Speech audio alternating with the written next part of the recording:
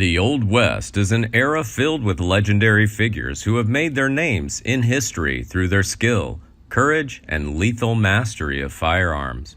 From lawmakers to outlaws, these gunslingers epitomize the essence of the Wild West. In this video, we delve into the history to uncover 10 of the deadliest gunslingers who have left an indelible mark on the untouched frontiers of the Old West. Prepare yourself for a journey through the lives of these infamous characters whose stories continue to be intriguing and intriguing to this day. John Wesley Hardin. John Wesley Hardin, born 1853 in Texas, was the son of James Gibson Gipp Hardin and Mary Elizabeth Dixon. His father, Hardin Sr., was a Methodist preacher who settled with his family in Trinity County, Texas, in 1859. At the start of the Civil War, John Wesley attempted to join the Confederate Army, but was thwarted by the presence of Confederate soldiers across Texas. In November 1868, at the age of 15, he was confronted by a former slave who allegedly attacked him with a stick. In self-defense, Hardin shoots the man to death. Fearing consequences from Union soldiers, John Wesley's father advised him to hide. However, his location was eventually discovered, leading to an encounter with 3 Union soldiers sent to capture him. To escape, Hardin kills the soldiers and is forced to flee his home. He sought refuge with the outlaw Frank Polk in Navarro County until Polk was arrested for murder. Hardin then drifts from place to place, leaving traces of bodies. During this period, Hardin was involved in a number of violent incidents. In one case, he shot a man in the eye during a bet in Pisa. He also killed a black man in Leon County, Texas. In 1870, while playing a game of cards with Benjamin Bradley in Hill County, Hardin was threatened with a knife by Bradley. Initially deciding to leave, Hardin then confronts Bradley, which leads to Bradley firing a shot at Hardin and missing. In response, Hardin quickly fires one shot to Bradley's head and another to his chest, killing him. In 1871, Hardin was arrested for the murder of Laban John Hoffman, Marshal of Waco City, Texas. However, he escaped by taking the life of another police officer, Jim Smalley. Hardin's murder trail continues, leading to a series of events over the next 3 years. During this time, Hardin was eventually arrested by the Texas Rangers and subsequently sentenced to 25 years in prison at the Texas State Prison in Huntsville. While serving his sentence, Hardin devoted himself to the study of religion and law. After completing 17 years behind bars, he was released from prison. After regaining his freedom, Hardin earned a law degree and even practiced as a lawman. On August 19, 1895, John Selman shot Hardin in the back of the head, killing him while playing dice in El Paso, Texas. During his relatively short life, John Wesley Hardin is said to have killed no less than 42 people. Porter Rockwell. Orrin Porter Rockwell emerged as a figure during the Wild West era in American history. Holding his position as a lawman in the Utah Territory, he was nicknamed Old Port and the Destroying Angel of Mormondom. Notably, Rockwell was both a bodyguard and a close companion to Joseph Smith, the founder of the Latter-day Saints movement. After Smith's unfortunate death in 1844, Rockwell assumed the role of bodyguard for Brigham Young, Smith's successor. In this capacity, he accompanied Young and his fellow members to the Church of Jesus Christ of Latter-day Saints on their journey to the Salt Lake Valley, now within the boundaries of Utah. Legend has it that Porter Rockwell killed over 100 outlaws. The verifiable death toll caused by him is around 36, so he deserves to be on this list. Wild Bill Hickok. James Butler Hickok, renowned as one of the Old West's most legendary gunmen. He's a gunfighter, gambler, performer, and peace officer. Born on May 27, 1837, in Illinois to William Alonzo and Polly Butler Hickok. From a young age, Hickok showed exceptional marksmanship skills and earned a good reputation in his homeland. In 1858, he assumed the post of sheriff in the town of Monticello. He then joined the Russell, Waddell, and Majors Cargo Company, which took the ownership of Pony Express. In 1865, Hickok became embroiled in a series of disputes with David Tutt, which culminated in a gunfight. Demonstrating his formidable shooting ability, Hickok successfully knocked out Tutt with a single bullet, accurately firing from a distance of 75 yards. Hickok was later acquitted on grounds of self-defense. On August 2, 1876, while playing five-card poker in Deadwood, South Dakota, Hickok became the victim of a fatal shot fired by Jack McCall. McCall claimed the action was a form of retaliation for an offensive behavior. Notably, at the time of his death, Hickok was said to have held a pair of aces and eights, a combination forever known as the Hand of the Dead. According to Joseph G. Rosa, Hickok's biographer and Wild Bill's highest authority, Hickok killed 6 men in gunfights. Dallas Studenmeyer. Dallas Studenmeyer, born December 11, 1845 in Bullock County, Alabama, was one of 9 children born to Louis and Elizabeth Studenmeyer. In 1862, he joined the Union Army, serving in the 45th Army Corps of Alabama. During that time, he was wounded several times and carried 2 bullets for the rest of his life. During his lifetime, Studenmeyer was involved in more gunfights than many famous contemporaries, including Wyatt Earp, Bat Masterson, Elfego Baca, Luke Short, Doc Holliday, and John Selman. Notably, he was famous for bringing law and order to one of the most violent towns in the Old West. Studenmeyer is often described as tough and excitable, especially when drinking. After moving to El Paso, Texas to take on the role of sheriff, Studenmeyer quickly encountered 3 men in the famous 4 dead in 5 seconds gunfight. In less than a year, he had gunfighted and killed 6 more men while serving as sheriff, cementing his reputation as one of Texas's most feared lawmen. Studenmeyer got into a feud with the members of the Manning family. The feud came to a tragic end when Studenmeyer and the 3 Manning brothers had a fierce gun battle.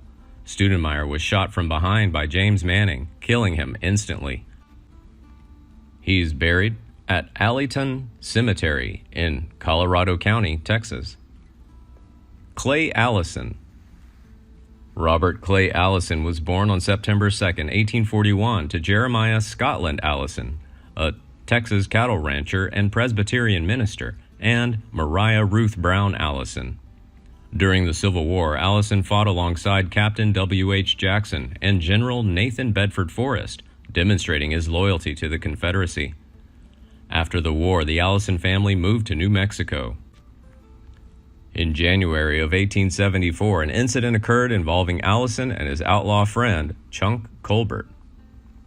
The two participated in a horse race and then dined at Clifton House in Colfax County.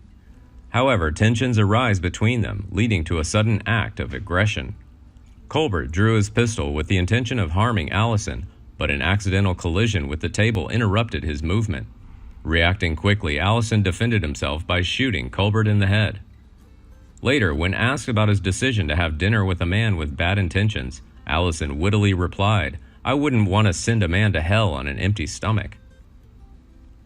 In the years that followed, Allison was accused of participating in numerous gunfights that resulted in the deaths of several individuals. In one particularly grisly incident, it is alleged that he decapitated a man and staked a stake on a fence in front of Lambert's Inn, later the St. James Hotel. Unfortunately, Allison's life ended tragically in 1887 when he suffered a serious neck injury after falling from a wagon. Clay Allison was buried at Pecos Cemetery the day after his death, where hundreds of people are said to have attended his funeral. Jim Miller. James Brown Miller, born October 25, 1861 in Van Buren, Arkansas, was the son of Jacob and Cynthia Basham Miller. However, he spent his years growing up in Texas. In 1884, Miller became involved in an argument with John Thomas Coop, his sister's husband, which tragically resulted in Miller shooting Coop in the head. Miller then assumed the role of town sheriff in Pecos and married Sally Clements in 1891. However, Miller feuded with Sheriff George A. Fraser. During a fateful event, Miller encountered Fraser in a pub in Toyah, Texas, where he fatally shot the sheriff. Curiously, Miller's fate took an unexpected turn when a series of mysterious events took place during his trial. Despite the testimonies against him, Miller got away with the crime. By 1900, Miller offered his services as a paid assassin. Over the course of his career, he was responsible for at least 6 documented murders. However, his reign of violence came to a halt when he was arrested following the murder of Alan Bobbitt. In a terrifying turn, an angry mob burst into the prison, arresting Miller along with 2 other inmates and sending them to the gallows, where they suffered their final fate by hanging. Billy the Kid. Henry McCarty, a.k.a. William H. Bonney, was born in 1859 in New York City to Patrick McCarty and Catherine Devine. He started off by being caught stealing food, clothing, and guns in 1875, but he managed to escape and make his way to Arizona. In 1877, he argued with and killed a blacksmith. Billy became famous in the region when he joined the regulators in the Lincoln County War of 1878. He and 2 other regulators were later charged with the murders of 3 men, including Lincoln County Sheriff William J. Brady and one of his deputies. Hunted by law enforcement, the group was eventually disbanded. Billy evaded capture and shot a gambler in a New Mexico saloon. After much trouble with the law, Billy was arrested and sentenced to death. He escapes and shoots down 2 men guarding him. After 3 months, Sheriff Pat Garrett and 2 deputies shot and killed Kidd at Fort Sumner on July 14, 1881. During his short life, Billy the Kid is said to have killed 21 men, 1 a year in his lifetime. However, many historians suggest that Billy killed 9 people, 4 on his own and 5 with the help of others. Wyatt Earp. Wyatt Barry Stapp Earp was born March 19, 1848 in Warren County, Illinois. His father, Nicholas Porter Earp, moved the family to Iowa, where Wyatt spent his adult years. Embarking on a career in law enforcement, Earp gained experience and later moved to Dodge City with his brother. At Dodge City, he took on the role of a marshal and formed a remarkable friendship with John Doc Holliday. The year 1879 saw Earp move to Tombstone along with his brothers Virgil and James. Tensions arose between the Earps and the McLaury and Clanton factions, culminating in the infamous gunfight at the OK Corral in 1881. Tragically, Wyatt's younger brother Morgan falls victim to revenge, forcing Wyatt to embark on a daring pursuit of those responsible for Morgan's death. Team Earp killed Frank Stilwell, Curly Bill, Indian Charlie, and Johnny Barnes during their 2-week trip. In 1888, Earp gave an interview to California historian Hubert Howe Bancroft, in which he claimed to have killed over a dozen stage robbers, murderers, and cattle thieves during his time as a lawman. Tom Horn. Thomas Horn Jr., born November 21, 1860, was a scout, cowboy, soldier, long-range detective, and Pinkerton agent before moving on to work as a hired killer in Wyoming. Horn is said to have committed 17 murders as a hired gunman during his lifetime. Horn was convicted in 1902 of the murder of 14-year-old Willie Nickel near Iron Mountain, Wyoming. Willie's the son of sheep rancher Kells Nickel, who had been involved in a long-standing feud with his neighbor and rancher Jim Miller. Horn was sentenced to hang, executed in Cheyenne, Wyoming on November 20, 1903. Tom Horn was buried in Boulder, Colorado at Columbia Cemetery in early December 1903. While in prison, Horn wrote his autobiography, Life of Tom Horn, which was published posthumously in 1904. Several editions were published in the late 20th century, made him famous all over the country. Doc Holliday. John Henry Holliday was a gambler, a tramp, and a gentleman and gunman. He shared a close relationship with Wyatt Earp, and his most notable contribution was in the sequence of events that occurred before and after the famous gunfight at the OK Corral in Tombstone, Arizona. Doc Holliday is famous for killing more than a dozen men in various gunfights, but research historians have concluded that, contrary to many legends, Holliday killed only 3 men. Doc Holliday claims he almost lost his life a total of 8 times. 4 attempts were made to hang him, and he was shot 6 times. Holliday spent the rest of his life in Colorado. He died of tuberculosis in bed at the Glenwood Hotel at the age of 36. His obituary, which appeared in the Leadville Carbonate Chronicle on November 14, 1887, reads as follows: "There is scarcely one in the country who had acquired greater notoriety than Doc Holliday, who enjoyed the reputation of being one of the most fearless men on the frontier, and whose devotion to his friends in the climax of the fiercest ordeal was inextinguishable. It was this, more than any other faculty, that secured for him the reverence of a large circle who was prepared on the shortest notice to rally to his relief.